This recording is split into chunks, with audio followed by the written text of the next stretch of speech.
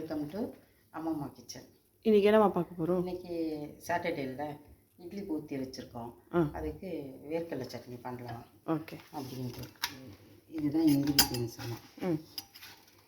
வேர்க்கடலை, உளுத்தம்பருப்பு, கொஞ்சமாக நெல்லிக்காய் அளவு புளி, தாளிக்கிறதுக்கு கடுகு, கருவேப்பிலை, அந்த வேர்க்கலுக்கு தகுந்த மாதிரி காஞ்ச மிளகாய், காரத்துக்கு தகுந்த மாதிரி வீட்டில் குழந்தைங்க இருந்தால் கொஞ்சம் குறைச்சிக்கலாம். ஓகே, என்ன தப்பில்லை. இப்போ எப்படி செய்கிறதுன்னு பார்க்கலாம். ஓகே. இப்போ கொஞ்சமாக ஒரு ஸ்பூன் எண்ணெய் விட்டுட்டு மிளகா, வரமிளகா, ஏன்னா கடாய் ரொம்ப ஹீட் ஆகிறதுக்கு முன்னாடி வரமிளகாவை நம்ம ஃப்ரை பண்ணி எடுத்துக்கலாம்.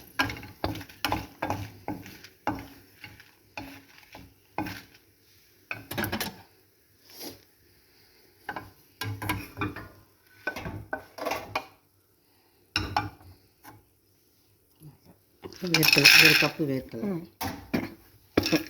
வேர்க்கடலை கொஞ்சம் டைம் எடுக்கணும். ஏன்னா அது ஃபுல்லாக ஃப்ரை ஆகணும். இது வந்து பச்சை வேர்க்கடலை, அதனால் ஃப்ளேம் கொஞ்சம் கூட வச்சுக்கோங்க. பட் கிளறிட்டே இருக்கணும். அது ஃப்ரை ஆச்சுங்கிறப்போ நல்லா வேர்க்கடலை வாசனை நமக்கு கம்மி வரும். அதுலேருந்தே நம்ம தெரிஞ்சுக்கலாம்.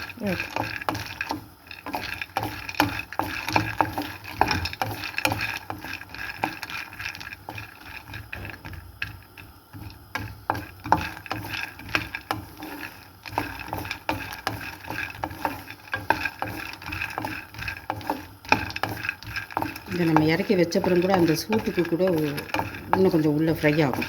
அதனால் நம்ம பக்காவாக அந்த கலர் வர வரைக்கும் நம்ம வெயிட் பண்ண வேண்டாம். அப்புறம் ரொம்ப டார்க் ப்ரௌன் ஆகிடுச்சுன்னா பார்க்கறதுக்கு நல்லாயிருக்கும். இந்த உள்ளுக்குள்ளே சூடு இருக்கும்.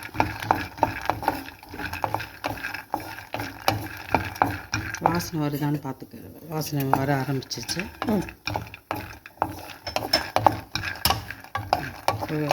இப்போ இது ஒரு இதில் மாற்றிக்கலாம்.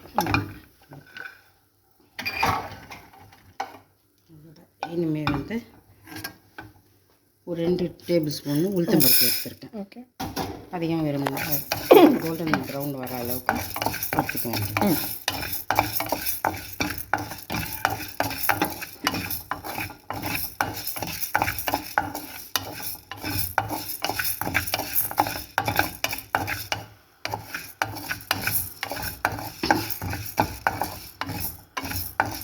எப்போவும் தேங்காய் சட்னி அரைக்கிறதுக்கு இந்த மாதிரி வேர்க்கடலை சட்னி பண்ணால் குழந்தைங்களுக்கு நல்லா ஹை ப்ரோட்டீன், நல்ல வெயிட் கொஞ்சம் குழந்தைங்களுக்கு நல்ல வெயிட் இன்க்ரீஸ் ஆகும்.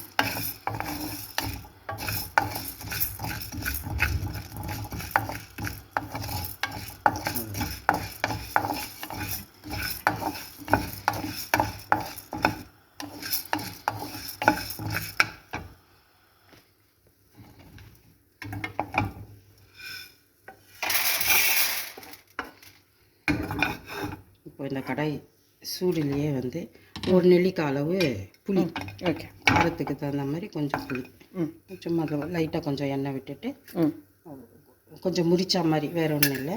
இது நல்லா கல் மண்ணெல்லாம் இல்லாத கொட்டையெல்லாம் எடுத்த புளி, அந்த மாதிரி பார்த்து எடுத்துக்கோங்க. புது புளி, பழைய புளி இல்லை, அந்த மாதிரி பார்த்துடுங்க.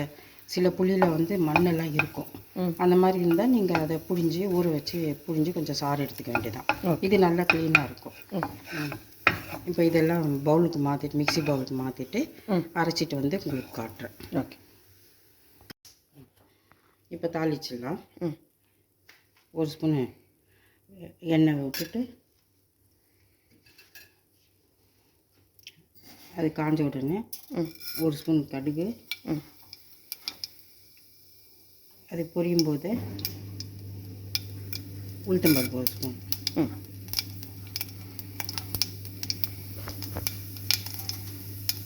வெடிக்க ஆரம்பிச்சிச்சு. ஸ்டவ் ஆஃப் பண்ணிவிட்டு கருவேப்பிலைலாம் முகத்தில் தெரிப்போம்.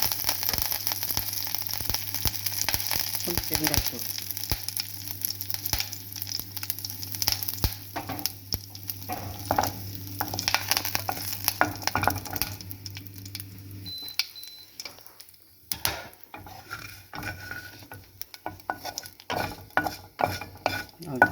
இதை தாளித்து சர்வ் பண்ண வேண்டியது.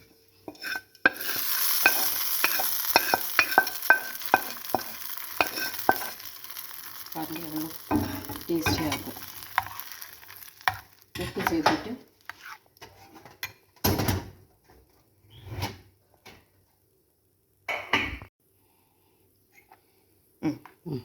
பாருங்கள் தாளிச்சாச்சு. இதோட சுட சுட இட்லி ஆவி பறக்குது பாருங்கள். அதோட இந்த வேர்க்கடலை சட்னி சாப்பிட்டோம்னா அவ்வளோ சூப்பராக இருக்கும். ஓகே, நான் ஒரு சின்ன கப்பில் போடுறேன் பாருங்கள். இப்போ வந்து நான் லாஸ்ட்டில் தான் உப்பு சேர்ப்பேன். ஏன்னா வந்து உப்பு சத்துலாம் நம்ம ஆல்ரெடி சேர்த்து குக் பண்ணிவிட்டு வறுத்துட்டு இருந்தோம்னா போயிடும். அதில் வந்து அயோடின் எல்லாம் போயிடும். அதனால் வந்து நான் லாஸ்ட் மினிட்டை சேர்த்துட்டு அது டேஸ்ட்டு பார்த்துட்டு காரம் உப்பு புளிப்புக்கு தகுந்த மாதிரி உப்பு சேர்த்துட்டு இப்போ சர்வ் பண்ண வேண்டியதுதான். அடுத்த வீடியோவில் உங்களை பார்க்கலாம். ரொம்ப நன்றி.